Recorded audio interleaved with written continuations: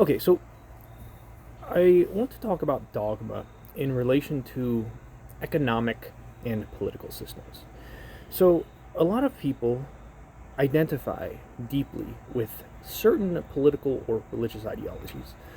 And some examples of those are capitalism, socialism, communism, or Democrats or Republicans, right? Political parties, even. Or we could say political ideologies like conservatism or liberalism. These are these are political and economic ideologies, and again, people identify deeply with them. And I think, what that dogma does is it makes you believe that there can be no other solution. It makes you believe that your preferred system is the correct one. Now, I'm going to offer a different perspective, and that perspective is essentially this: it is to say that the ideal political system or economic system actually changes throughout time, okay? And what that means is that capitalism may serve a particular country at a certain time. It may be the ideal economic system at a certain time. And at a different time, in that same nation, in that same economy, socialism may serve to be ideal, or serve as the ideal. Now, how can this be, right? A lot of people like to believe that one thing is the best objectively throughout all time. But I'm going to kind of give you a point of view to try to dissolve that dogma.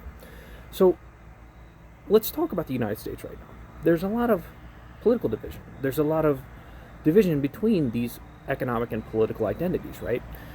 And what this leads to is people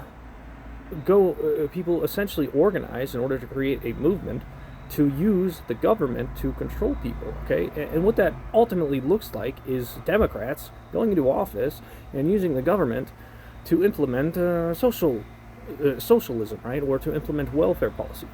And vice versa, it looks like conservatives going into government and implementing conservative economic policies. But in addition to that, there's a kind of a darker theme arising here where Democrats are going into office and using that power to control the opposition, okay? Some examples of that are the vaccine and mask mandates, or the lockdowns, or we could even say the Twitter files, which were essentially an infringement on the First Amendment by a government, right? And the Republican Party is doing the exact same thing. If you look right now, what ICE is doing, they are unconstitutionally using force to control people, right? They have these unconstitutional ICE raids that are going on, where without due process, people are being arrested, innocent people, right? Not just illegal immigrants, right? We have examples of law-abiding citizens being arrested by ICE. And beyond that, Republicans also recently have been implementing book bans, right? Abortion bans, LGBT restrictions, right? In other words, not only are we implementing economic policies, but Democrats and Republicans are also implementing authoritarian policies. And the reason this happens is because the Democrats and Republicans fear each other. And what that fear does is it calls for control over that fear. When you fear something, you're going to seek control over it. And if your method of control is to implement control over other people, then all you're actually doing is offloading your fear onto somebody else. And in time, perhaps the next election cycle, your opposition is going to return that fear back onto you through more authoritarianism. That's what's happening. It's authoritarian leapfrog between the Democrat and Republican Party right now. The Democrat Party goes into office and they do a bunch of vaccine mandates and lockdowns, and then the Republican Party comes in and they respond in kind. And next thing you know, ICE is raiding the homes of American citizens or whatever. So what we have to understand is that right now, there's a lot of distrust in the government. However, the group that distrusts that government is shifting from election to election because there is so much division. And because that distrust is shifting from group to group, that is what's causing the rising authoritarianism. It's because the government is being used as a tool to control people rather than to empower people. So right now, I believe the ideal economic and political system for the United States is conservatism and capitalism. And here's why. So long as we keep using this government to control people, it's going to create more fear. It's going to create more of these vicious cycles of fear and defense mechanisms that result in authoritarianism. So what happens if we shrink the government right now is it will only leave one option for us, and that option is the free market. And what that means is that the working class will have to go into the free market, and they'll have to organize against their employers in order to get higher wages, okay? And what that looks like are labor movements, like unions, worker cooperatives, consumer cooperatives, boycotts, right? We have to organize in the free market. And the thing is that this free market doesn't have the capacity to use authoritarian force to enforce the policies that the government is currently enforcing. So what that will do is it will ease the fear. It will ease the division between the left and right in this country. And that will enable us to kind of rebuild trust in government. But right now, the trust is so low that we're just using government, or rather because we are just using government to control each other. So give that a little thought. I want you to really pay attention to this dynamic where the group that distrusts the government shifts from election to election. The reason that's true is because the government is being used increasingly to control people rather than to empower people, or rather than to serve its original purpose, which was ultimately to provide infrastructure to people and perhaps to provide a social safety net, a basic social safety net that provides basic needs, right? That makes sure people are fed, that makes sure there's no monopolies who are going and inflating the prices in markets that provide necessities, ultimately making housing unaffordable, right? This is the role the government's supposed to play, but instead there's this divide and conquer strategy going on where governments are being used to further the motives of the conquerors. And the conquerors are the oligarchs. The conquerors are the people who are using this divide and conquer strategy. They're using this cultural division to further their own interests, financial interests, and they're essentially making it so the working class cannot meet their financial needs, and by extension their physiological needs. And the working class is taking that out on each other, right?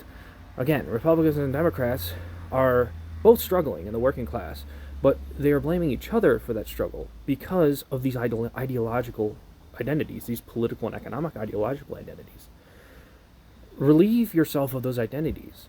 And where I think that leads you to is that, again, the United States needs a little bit of libertarianism right now. We need to stop using the government to control people, and we need to control ourselves in the free market. And what that ultimately means is that, again, you have to organize with your fellow working class citizen across the political or economic spectrum and create a labor union, or join a labor union, or create a worker cooperative. And you need to go and organize against the investment banks that control, or that have the majority control over 88% of the companies in the S&P 500. What's happening right now is that capitalism is broken. And the reason it's broken is because we have enabled owners to organize against their employees across an entire market, okay? And I'll provide an example of what I mean by that. You have, look at Ford and General Motors, right? These two companies are on the S&P 500, and they are largely owned by investment banks.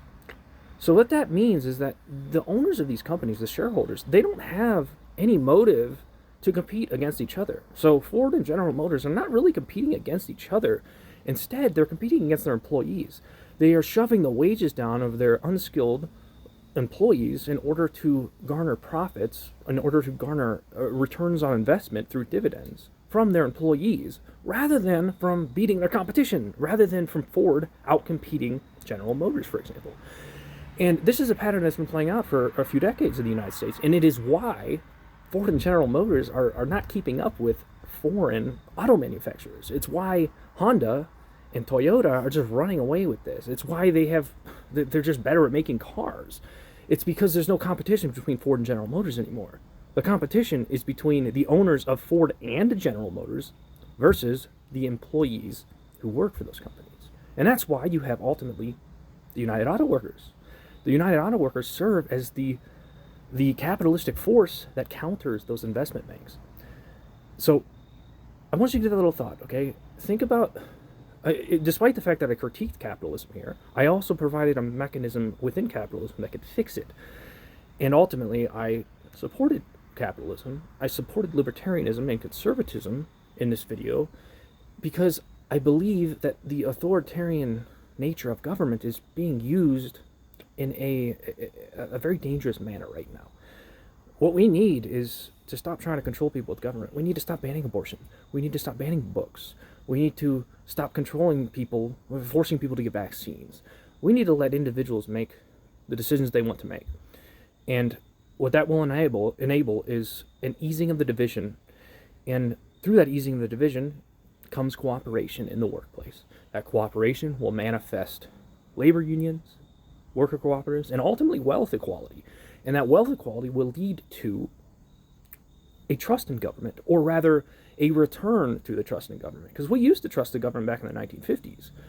Most of the country was united behind FDR's New Deal. But over time, we lost that trust as the government became more authoritarian. And the working class blamed each other rather than the people who were perhaps dividing them, right? Look into the nature of divide and conquer strategies. Really dive into them to understand how they function, because there's a good chance if you don't understand them, if you can't explain them intricately, you're part of one. Okay, so thanks for watching.